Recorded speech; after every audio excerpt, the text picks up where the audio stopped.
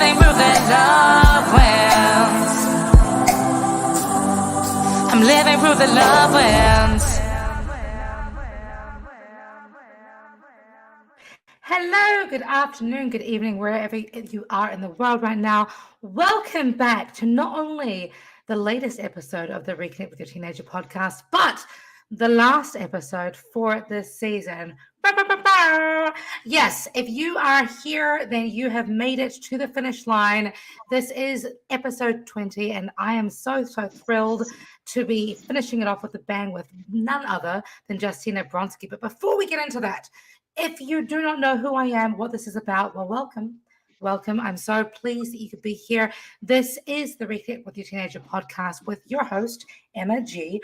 I am a singer, songwriter, and musician, expanded into youth empowerment coach, using songwriting and music as a tool to help you and your teenager develop better communication and a better relationship, really, making sure that you can find the verbiage and the energy to express yourselves honestly and authentically. But I am very well aware that, of course, this is not everybody's cup of tea when it comes to youth empowerment or youth development, nor am I the only unconventional youth worker out there.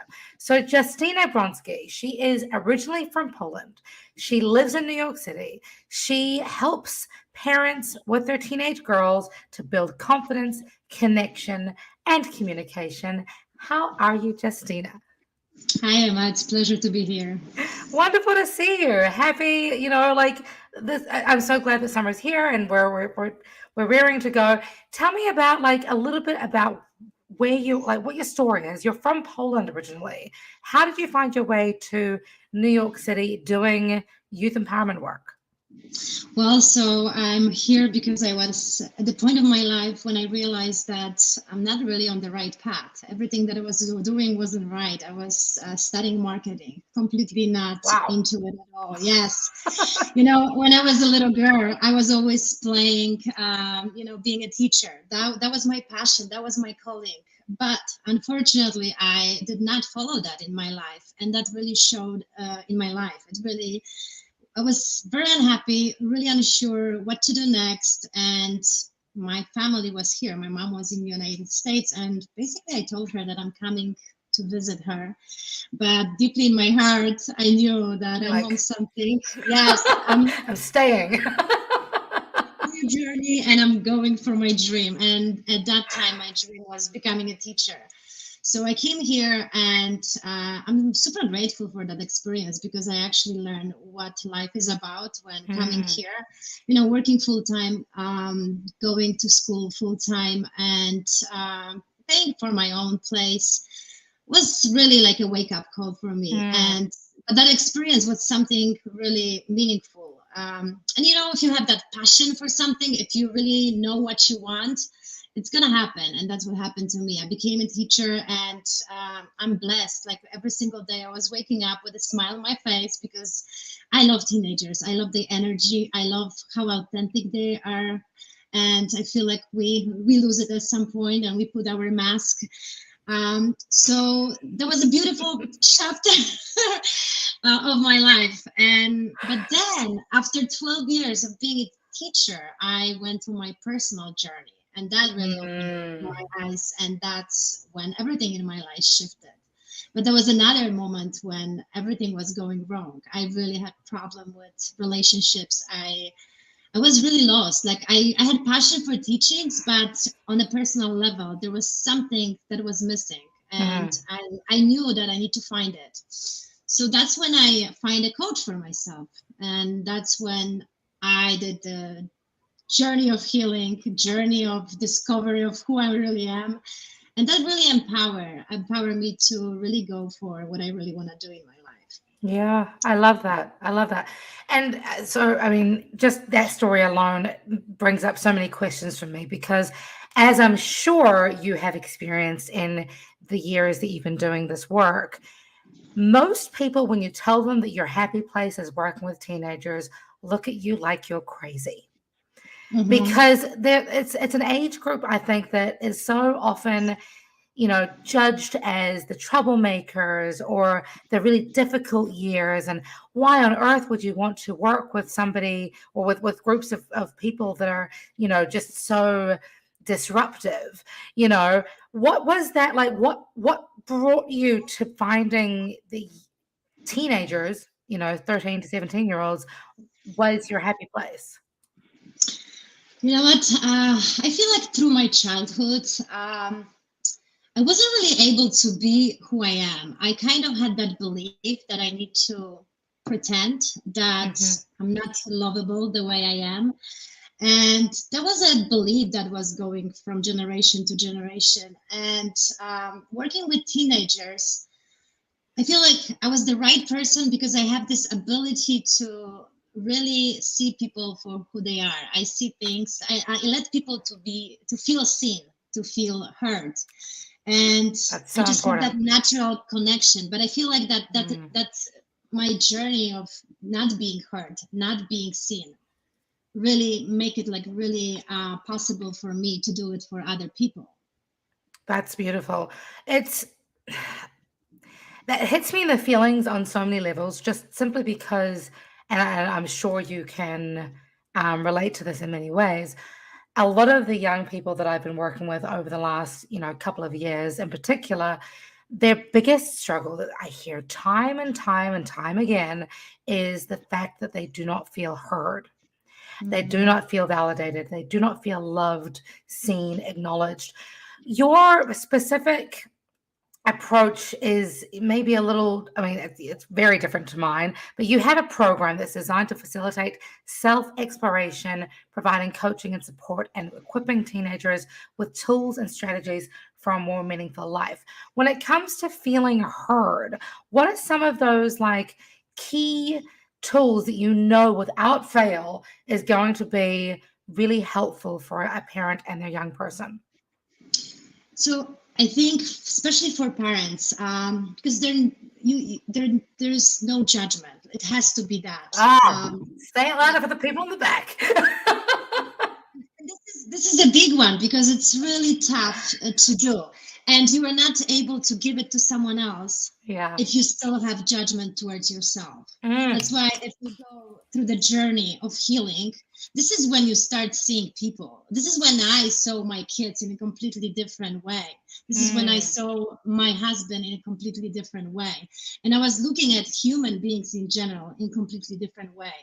And there was something before that stopped me, and that was judgment. We are very judgmental towards ourselves, towards what we think, what we do, how we feel. There's a lot of shame, there's a lot of guilt. And that journey of healing, and this is when I speak to parents, is so important. If you want to improve connection with your teen, start working on yourself. This is going to change everything around you. I really went through that journey, and that was beautiful and powerful. And it wasn't about me forcing anything around me. It was just, I was a completely different person. And that energy really, it just happened that the different energy is vibrating in my family. And it just completely different feeling. I love that. Especially, healing, there is such I think, a misconception around the importance of healing. And one of the things I hear time and time again from people is that when a person is going through their journey of healing, they are often thought of as viewed as being selfish. But there is a huge difference between selfishness and self-care, right? So can you walk me through like what that looks like with you as you were going through that self-care, self-healing journey? You know what? I was actually one of these people. I thought like self-care, it's very selfish because, as a young mom, well, not young, but mom, we're so young. It was all about kids, right? And every time, whenever I wanted to do something for myself, I really felt that guilt. But I really understand it in a completely different way. You are not able to give anything to anyone if you don't take care of yourself. Like you have to have your cups full. And it's not really about, doing makeup or like, nails or anything like that. It's just really tuning in with your emotions, with your feelings, with what you really need, and starting that relationship with yourself. And also, later with in relationship, setting up boundaries and really be clear about, who you are and what you are about, and what is okay with you, what is not okay with you. But if you don't have that sense of connection with yourself, it's extremely difficult to really communicate that with other people, because there is a chaos in your head and you're not really sure about what it is. So I feel, and you also give that sense of safety to other people, because they really know, what's Justyna is about, what Emma is about, and it feels safe. Yeah. You brought up a really key word just then, boundaries. I love boundaries. Brilliant topic that we do not, I think, emphasize enough, especially when it comes to raising young people. But you also brought up the point of having boundaries as a parent. What do you find are some of the differences, or the difficulties rather, when it comes to supporting a parent to establish boundaries compared to supporting a young person as they start to explore what boundary setting looks like? So it's a little bit different for a parent and Of for course. a teen, because teen is going through the, years of exploration. Who am I and what do I like, right? And the teenager is kind of on a journey of learning that. And I'm not saying it stopped there, because even me in my 40s, I was still discovering who I am. And it could also change within the time, right? But I think the most important thing is like really checking with yourself, checking with your body, because your mind, your emotions, your everything is connected. So sometimes it's like this intuition, especially if you have a good relationship with yourself. You sense things. There is no need to say anything. You know what's right, what's not right for you, and you just kind of trust it. But that's when that relationship, beautiful relationship with yourself, it's formed. I love that. Let's take a step back. You started you went from marketing, which is wild, and you moved to the States and you got into teaching high school? Well, I started in middle school, but I was always curious about high school.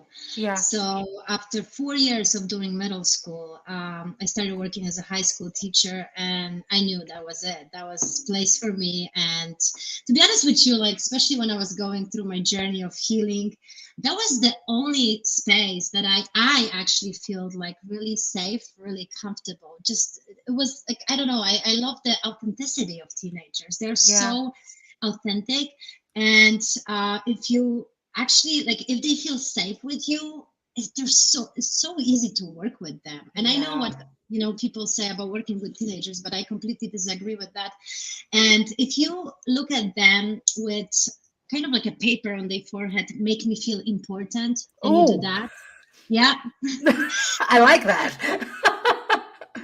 definitely something that they value and that they appreciate, because they don't have much of that in their lives. They have so many forces, like teachers, parents, everybody telling them what to do, not in a lot of space to kind of figure out for themselves, like what they like, what they don't, and learning through little mistakes. And that's how every journey is, right? I love that. Can we all please start walking around with stickers on our foreheads saying, make me feel important, please? That's brilliant. With regards to feeling authentic, or being authentic rather, what in the years that you have been doing this work, because I totally agree with you. I think teenagers have this innate sense to feel responsible about being authentic. It's almost like a big F you if you're not authentic, right? Like, this is who I am, like it or lump it type thing.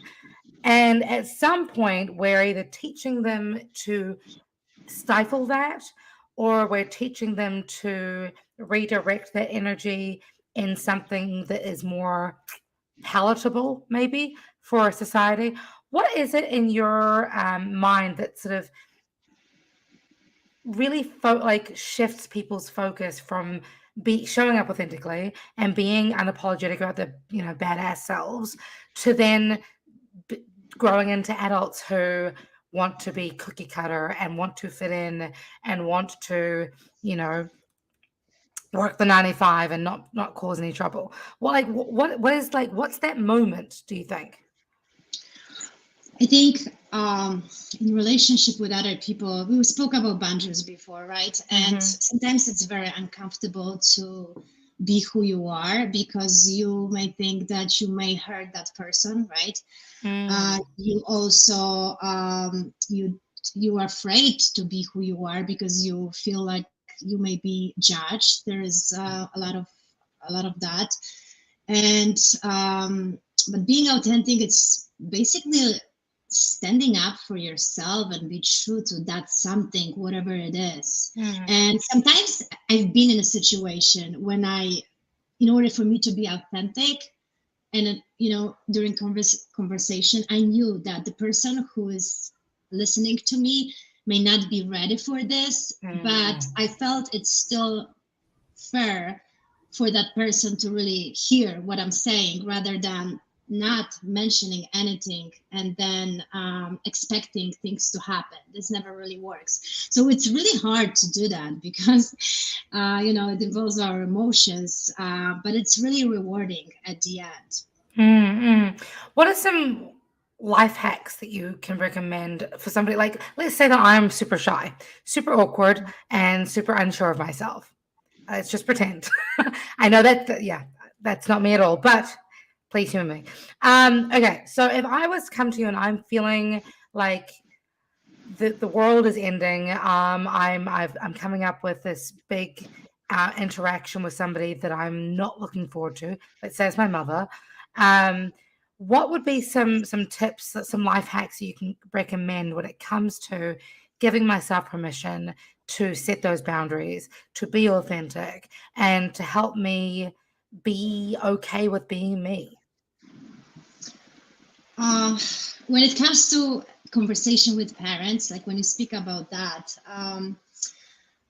definitely it has to be right timing, because I feel like a lot of times, this conversation just happen at the wrong moment, and it's a lot of reacting rather than responding to the situation, and it comes from the two ends. So finding that right moment to have that conversation and really knowing what is it that you want to communicate. And coaching does a great job, like for preparing for something like this. I've worked with students who struggle with being who they are in front of their parents. They have really easy time sharing things with me, and what they say is, because you don't judge, it's hard to talk to a parent because there is like emotional baggage there, right? So it's a different dynamic. So I feel like it takes preparation for having that brave conversation, especially that with teens. Like you may think that, like they always want to do opposite of whatever parents they say, but really deeply, truly in their heart, they all want their parents' approval. They all want to do, and I feel like sometimes even that it's bigger problem, that they do things to make their parents happy. So yeah, I see a lot of that as well. Yeah, it's really important for us to harness, young people to find their own internal validation, right? Recognizing that I think I'm dope, therefore I'm dope. I don't need to get somebody else's approval, even though it would be nice to, have mom and dad, approve of what we do. When you got into youth coaching, did you go straight into sort of creating because you've got a 3-month program, right? Was that Yes. like the first thing that you're like, okay, we're going to do this 3-month program and that's it? How does it work with, with youth coaching for you? At the beginning, I want transformation. I don't want just the change, because change, it's just for some time, right? And in order to go through transformation, that really requires deep work, really diving deep into your emotions and into your thoughts. So like when you look at the problems that teenagers struggle with, these are not just like a surface problem. The problems are connections, lack of safety, feeling I'm not good enough, I'm not lovable. And this is where I go with my teenagers, because that's the core. That's something that needs to be shifted. And I experimented at the beginning, how much time would be, the best. I know that, the longer you stay with a coach, the better. Like, I have coached for myself, and that's something that really, I feel like it really pushes me to be the best version of myself. But my package that I offer, it's 3 months, 12 weeks. Sometimes it's like spread more, but it's 12 weeks of intense work, of diving deep into what's there. And of course, it starts with setting up the goals, whatever you want to work on, and even taking an assessment that really kind of shows you on the paper, like, you're basically like how aware you are of who you are and what's going on around you. And at the end, there is another assessment, just kind of showing how your beliefs shifted. I love that. And that's like the 3-month program is specifically for the teenagers or for the parents or both, or? So you see, like, I designed 2 programs, one's for teens and the other one for teens and moms, because I know the more work the whole family do, the more healing in the family happens. But even with just, packages for teens, I spend a lot of time on talking to parents. I think it's crucial, for me to be kind of like someone who brings peace, safety to the family, but communication, it's the key. I think that's the most important thing. Communicating with parents, communicating with teens, and I think that makes even bigger difference. It's hard, I think, for a lot of parents to think about to figure out rather, how to communicate with their children without judgment. Because, I think a lot of us, when we have children, go into it thinking, okay, these are the things that happened to me. Therefore, I'm going to do differently than my parents. Therefore, I'm going to bring all my baggage to the forefront when it comes to how I'm raising my children. Is there like a process that you can recommend for, like, especially when you're talking about judgment, right? What's been the process that you've seen with a lot of the parents you've worked with when it comes to encouraging them to take their foot off the gas pedal when it comes to judging or trying to apply too much pressure on their children and just letting them hear the kids? With parents, it's usually, taking them back to their childhood and kind of explore their own. We all have some wounds. We all have some scars. Some are smaller than others, but we all have it. You don't have to go through like a trauma, like a big trauma, in order to have that. So it's really important to look at your childhood and see, what is that you brought from there? What are some kind of patterns that you continue to see, and really reflecting on that? And because awareness is always the first step. If you're not aware, you will just, of course, you just continue doing the same things from generation to generation. So awareness, it's definitely the key. And then the next one, acceptance, because I notice like parents are really tough on themselves, like expecting these perfections that are just not reality. Like, we are human beings, we all have, different emotions. So self-compassion, I think it's the key to bring that peace to the relationship with the teen. I love that. I have a bit of a weird question for you, if I may.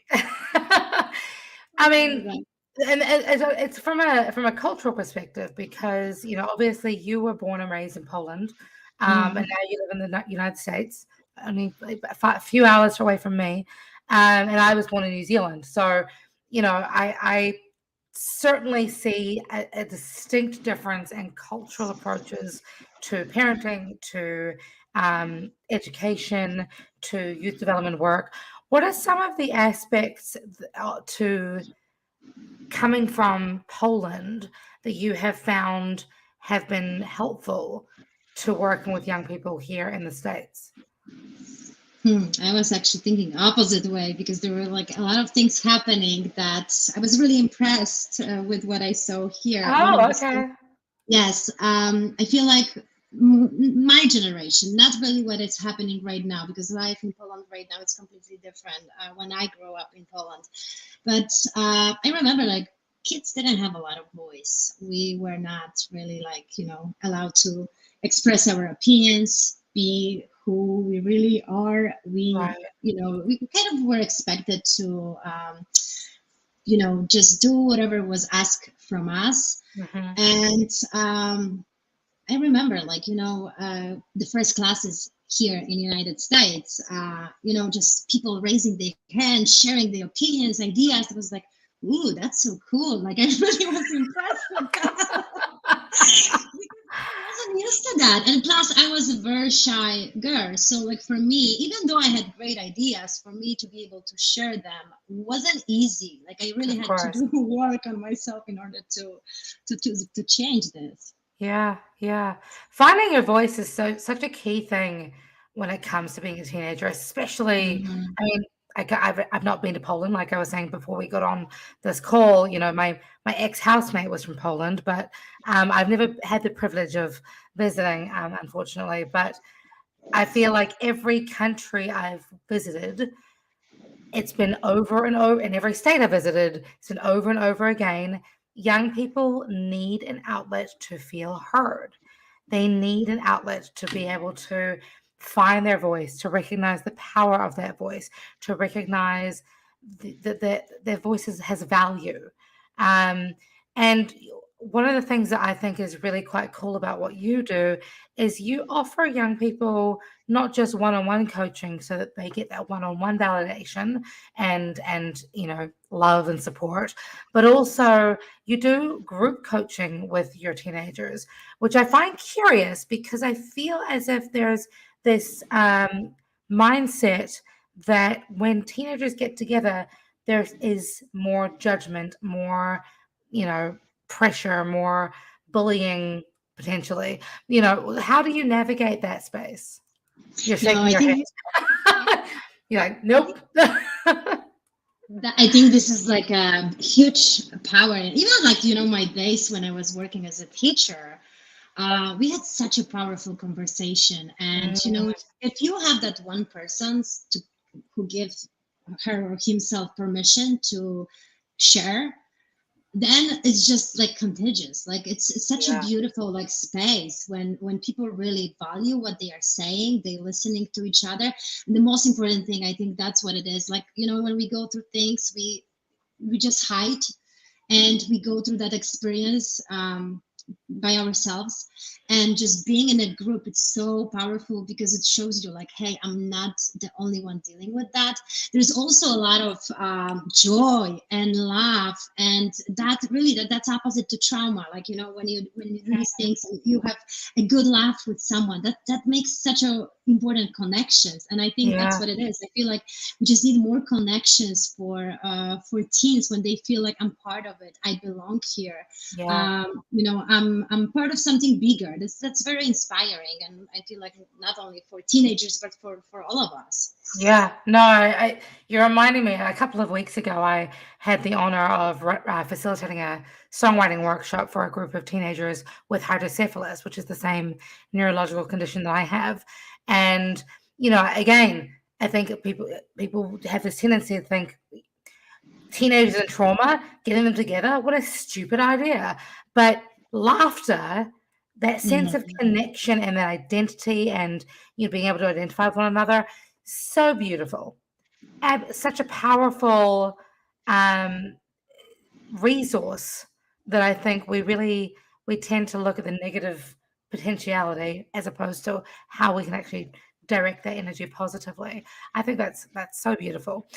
You also have two daughters yourself, correct? What is it? Say it again. You also have two daughters yourself. Yes, I do, but they're little. They're 7 and 4. Gosh, Mhm. how do you feel that your coaching is feeding into your parenting life?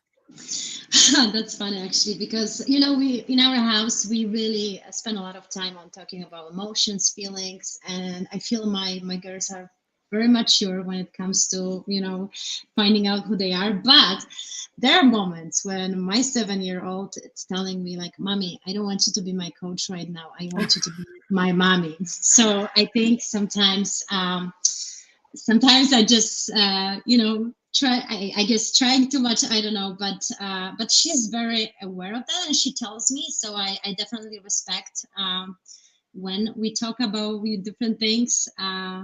But it's interesting. Like I feel the most important thing for me when it comes to my parenting is the work that I did on myself. I think that's the power of how I am with them. I'm really, because of that work. That's why I always encourage parents. Because of that work, I'm really able to see them differently. And I remember the days when I wasn't able to do that. So that's Mm-hmm. why it's like such a gift. And so like I really I'm so passionate about this because I went through this and I see it. And it's so powerful to change these beliefs that we have and that are not really serving us. And it just takes one person to really do a deep work to give our kids something better than, that we received from our parents.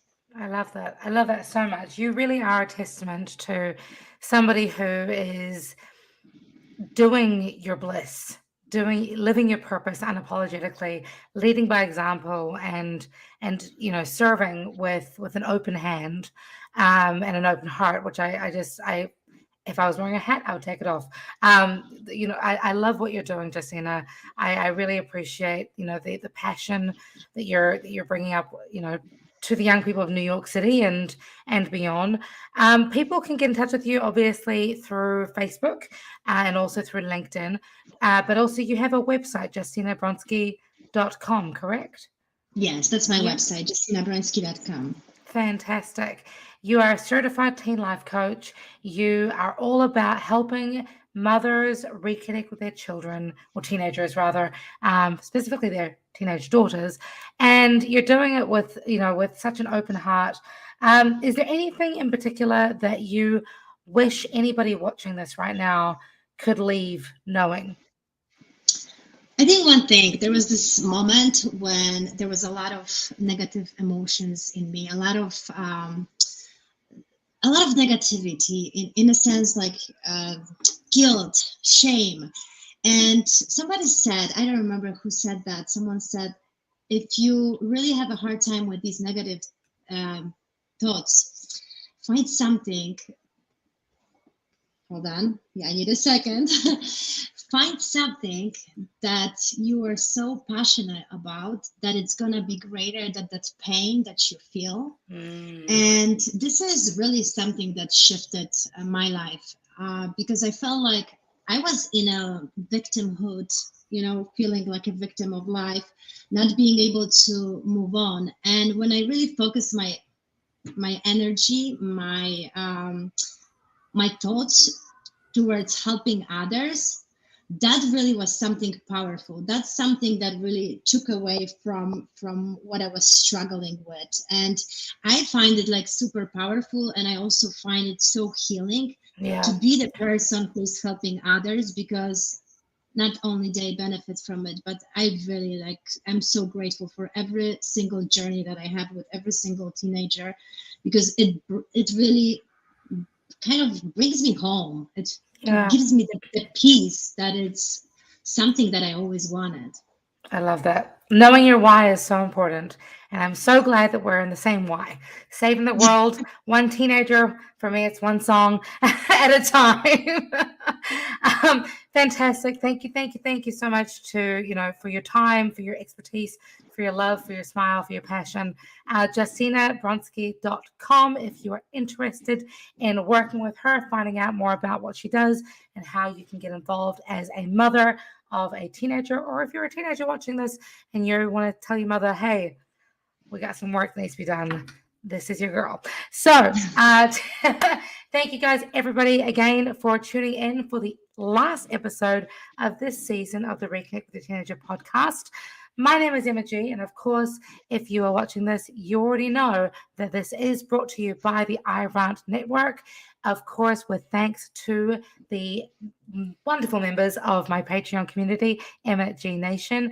Until next season, friends, be kind, be good, stay out of trouble, spread love like it's going out of fashion, and we will see you next time. Thank you, Emma.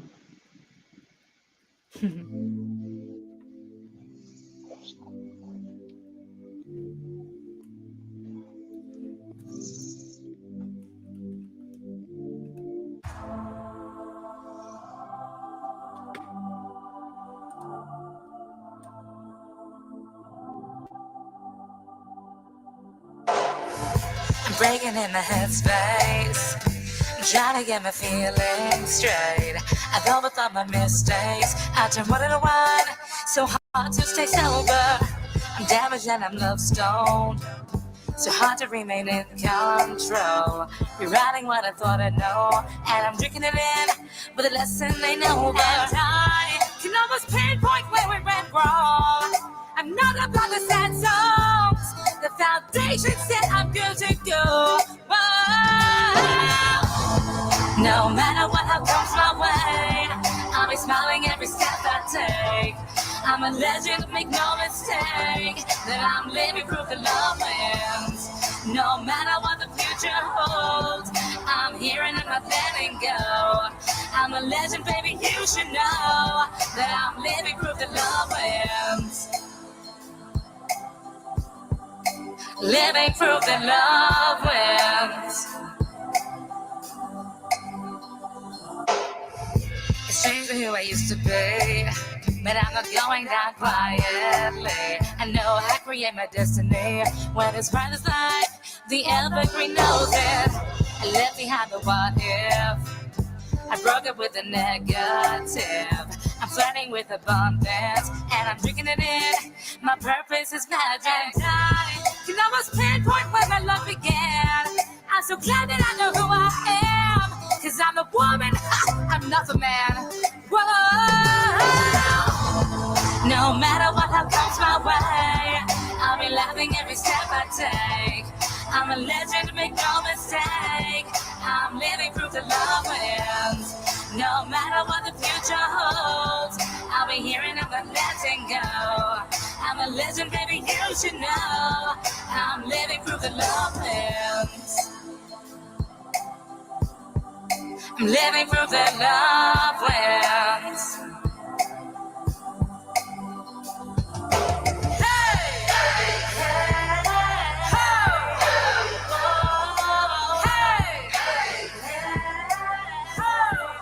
I'm living proof that love wins.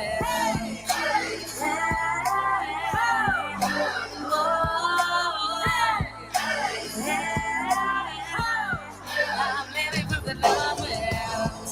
No matter what comes my way, I'll be dancing every step I take. I'm a legend, make no mistake, I'm living proof that love wins. No matter what the future holds, I'll be here and I'm not letting go. I'm a legend, baby, you should know that I'm living proof that love wins. I'm living proof that love wins. I'm living proof that love wins.